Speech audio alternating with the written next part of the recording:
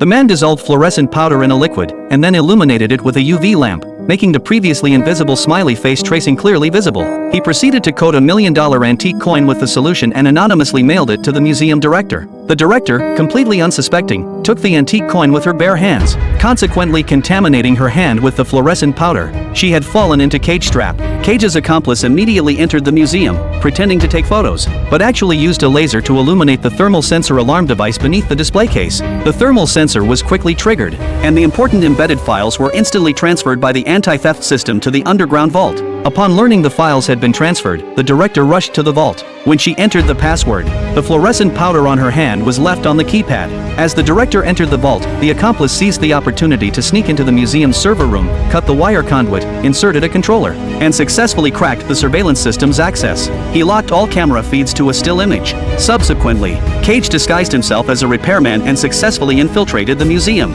He stripped off the work uniform in the restroom and changed into a premium suit. Cage adjusted his hairstyle and confidently strode into the ongoing cocktail party. While shaking hands with the director, he took the stem glass from her hand and swapped it with his own. Afterward, Cage hurried into the restroom. He dropped a fingerprint lifting agent onto a medical cotton swab and waited for the reagent to evaporate, at which point the fingerprint became clearly visible. Cage put on gloves, lifted the clear fingerprint, and prepared to use the duplicated print to open the elevator door leading to the vault. The fingerprint recognition was successful, and the elevator door opened. At this point, only 8 minutes remained until the security patrol. Inside the elevator, Cage used a UV lamp to clearly see the fluorescent letters remaining on the keypad. The accomplice used a computer to crack the correct sequence of the vault's password. Cage entered the password, and the vault door swung open. But just as Cage was about to steal the documents, the accomplice monitoring outside suddenly lost signal, an unexpected turn that caught both of them off guard. Cage hastily tried to leave, but the door was suddenly forced open. They were armed and ready to directly seize the documents from Cage's hands.